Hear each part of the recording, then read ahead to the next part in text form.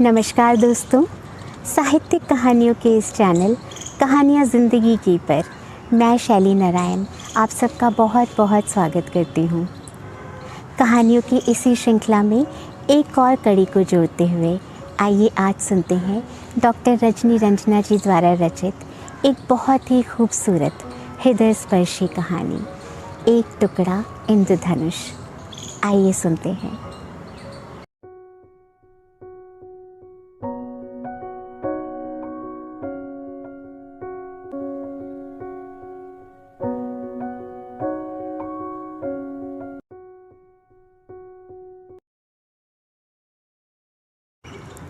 दिन भर की यात्रा से थकित सूर्य पश्चिमांचल में अपना रक्तिम मुखड़ा छुपा लेने को आतुर था। पक्षियों का कलरव बांज के पेड़ पर बने नीड़ों के इर्द गिर्द सिमट आया था। जून माह में देवदारुओं से छनकर सुगंधित बयार अच्छी लग रही थी। इसीलिए अनिमेष को दौरे पर जाने के समय विदा करने के बाद गेट बंद करके लॉन में ही बैठ गई।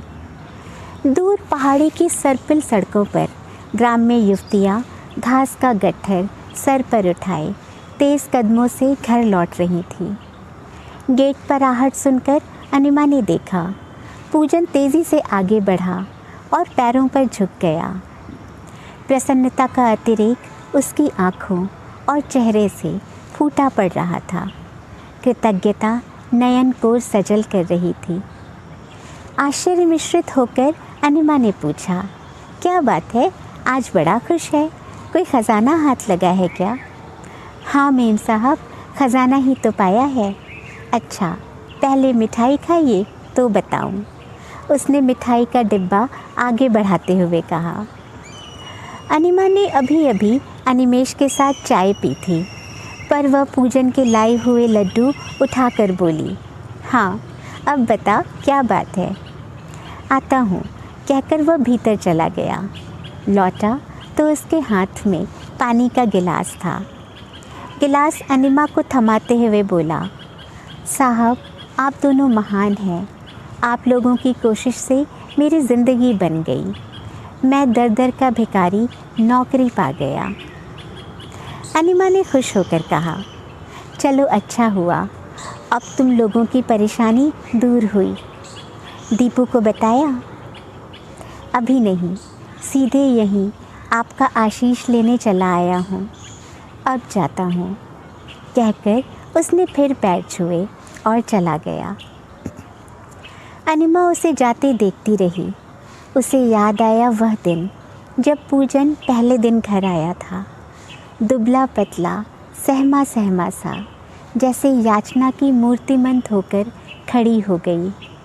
देखते ही अनिमेष ने ज़ोर से डांटा था, तुम लोग घर में भी चैन नहीं लेने देते, ऑफिस में क्यों नहीं आए? मैं तो वहीं था अब तक।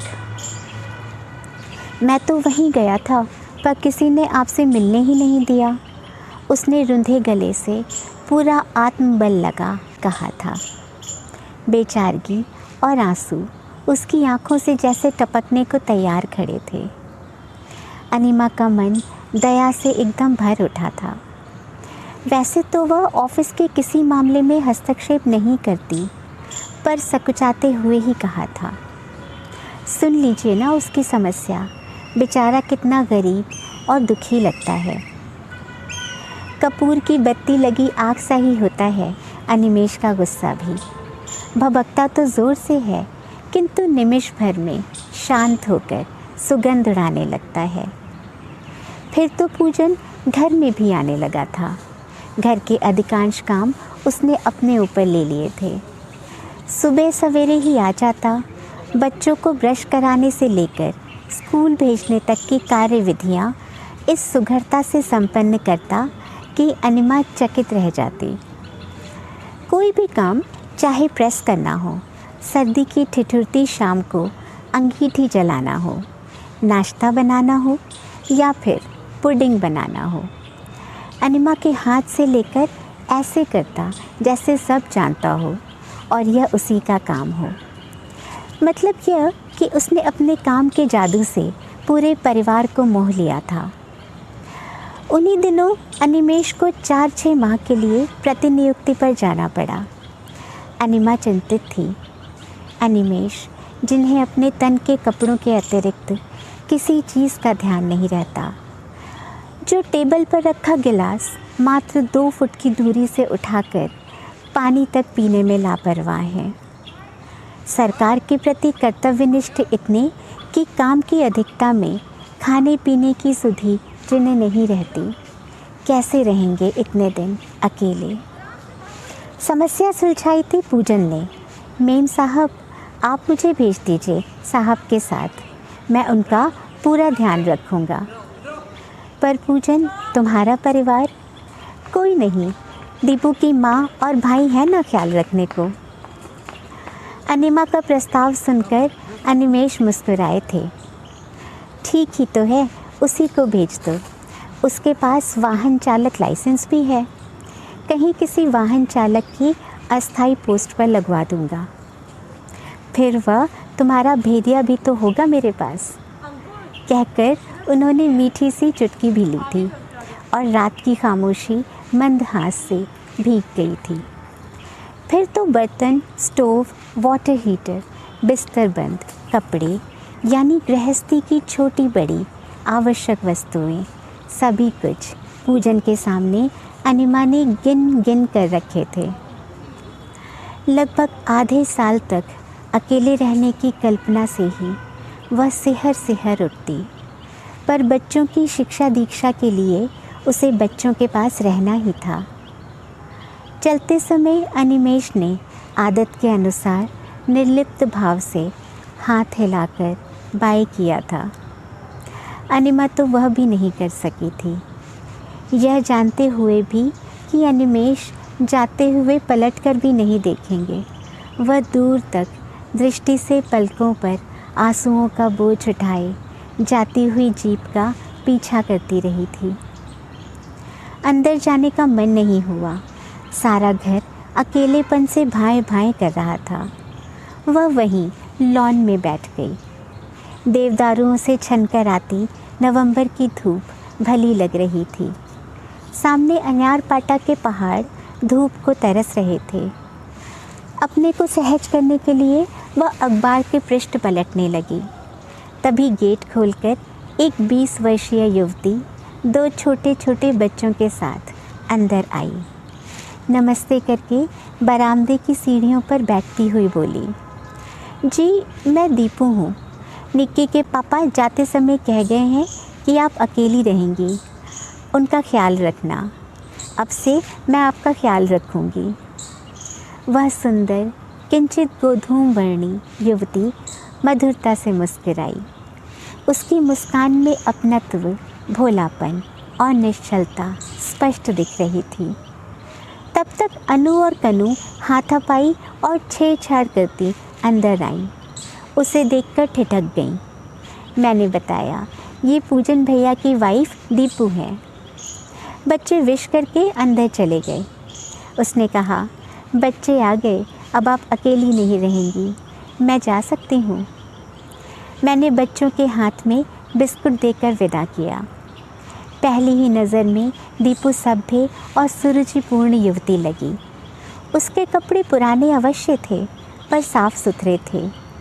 3 वर्षीय बातूनी और चंचल, गोल मटोल गोरी, जो देखे बरबस प्यार करना चाहे, ऐसी उसकी बेटी निक्की। गोद में वैसा ही प्यारा नन्हा सा बेटा।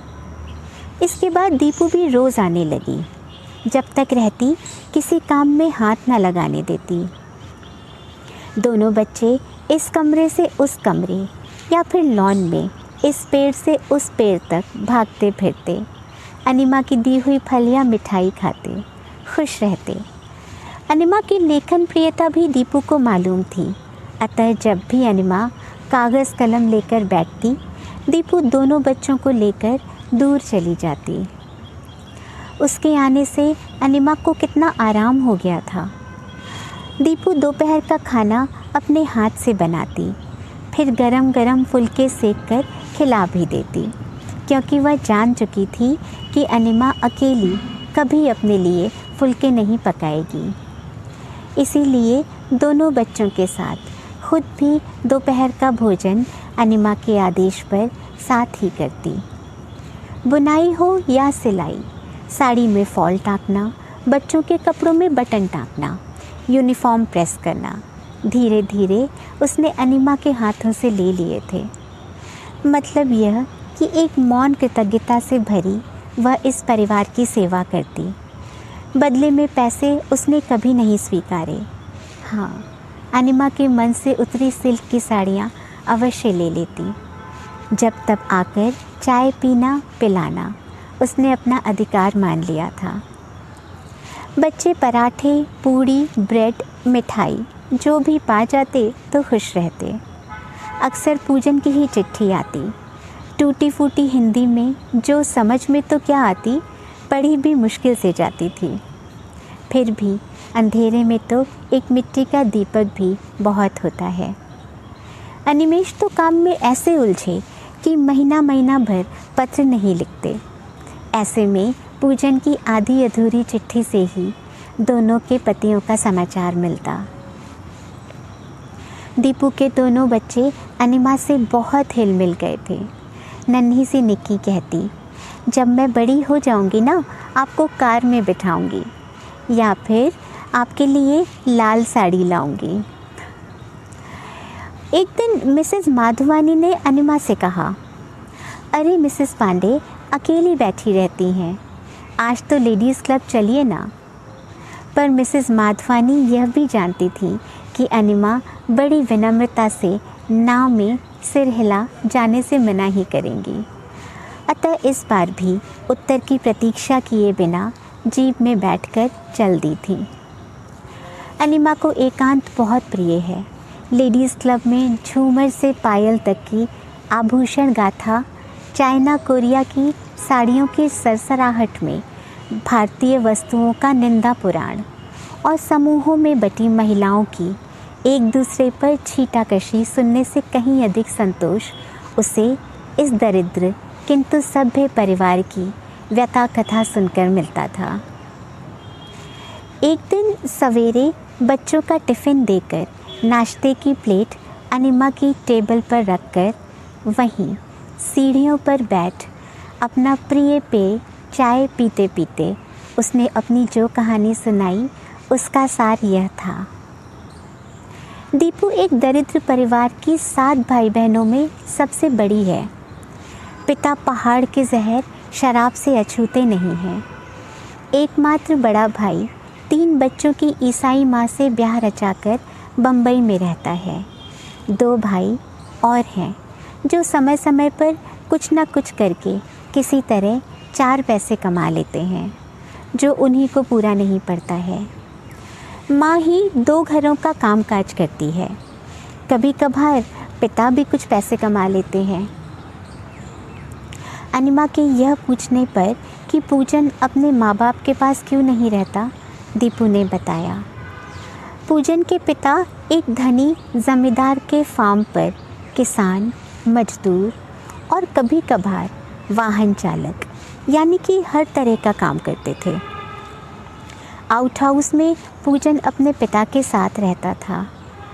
मातृहीन बालक का बाल्यकाल माँ के आंचल की छाया के अभाव व दरिद्रता ने बड़ी जल्दी छीन लिया था।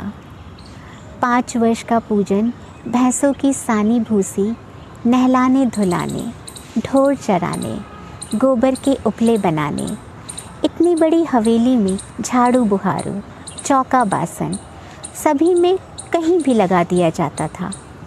मालकिन की बची रोटी कभी नमक, कभी चटनी, कभी गुड़ के साथ खा खा कर 15 वर्षीय किशोर हो गया।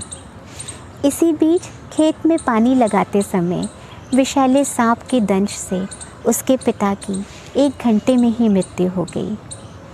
अनाथ किशोर पर पिता के हिस्से के काम भी आ पड़े थे।